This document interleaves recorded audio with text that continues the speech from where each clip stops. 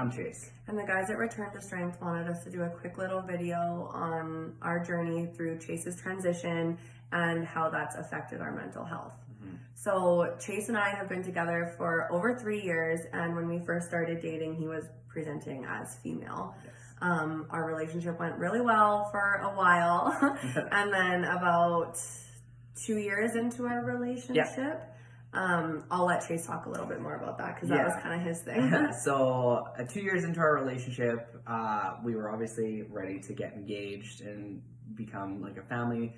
I remember just like a week before I was about to propose, I got like slapped in the face by the universe, basically saying like, you need to figure this out because, you know, with the idea of getting engaged and having the wedding and doing everything before that, I was freaking out and I was like, I don't want to be your wife. I don't want to be this girl getting married. I don't want to wear white. And it was just, you know, I always thought about transitioning my whole life. I did try like about when I was 20, but I was met with like a lot of unsupportiveness, and and people who just weren't supportive. They weren't supportive, and nobody really like gave me that support, or you know, I didn't have any means to look past the journey. It was just, I can't do this. So I just scrapped it, walked away from it, and then went into a horrible relationship where I was not very happy. So now knowing, backtracking to sitting here, everything was flashing in front of me, being like, I cannot marry her if I'm not honest with her. So it was like a week before I proposed, and we were laying in bed, and she literally looked at me and she's like, what is wrong with you? And I was like, I could just tell, you know, after being with someone for so long, you just know that something's not right. And I'm a very like loving person, and I sense when things are not going well. So I think it just built up, and I just said, what is going on? And then he came out as trans, and I said, okay. I was shocked. That's one thing. Like, I know a lot of people who go through transitioning and coming out as transgender, a lot of people are met with, well, I don't accept that. I had some people say that to me. So, you know, one thing that we've really had to focus on is I've really leaned on her for support, which has been the biggest support to me, is having someone who is so supportive and so perfect and so loving. And, you know, like I can come to her with my problems, you know, when I'm experiencing like crazy emotion switches and not understanding how I'm supposed to feel because of like my hormone indifference. Like, I always talk to her about it, and we work through that stuff.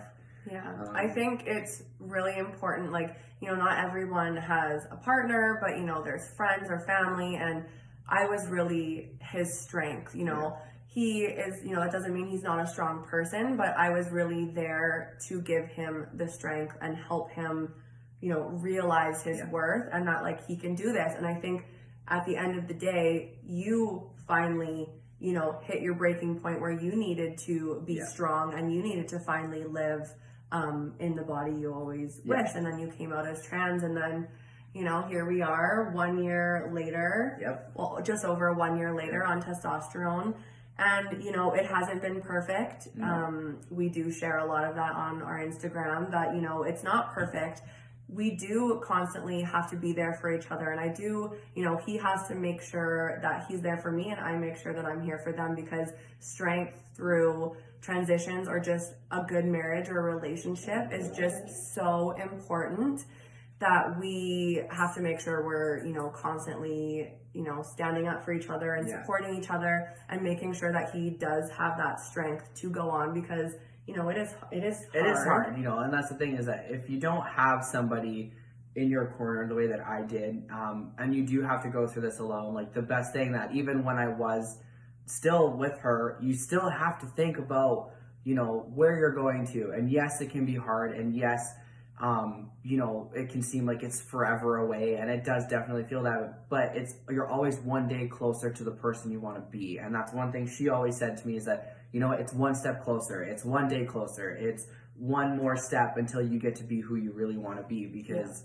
at the end of the day, for me, my strength came from looking forward to seeing where this is going to take us, versus dwelling on, I'm not there right now. I'm going to get there. It's just, it's like a hike, right? Like you look at the top of the mountain, it takes work to get there. It's one step closer. And I think that's the biggest thing, you know, in learning how to be strong and like returning to strength, is just, instead of focusing on where you're at right now, because that can be hard, you know, just looking ahead and saying, you know, I'm one step closer.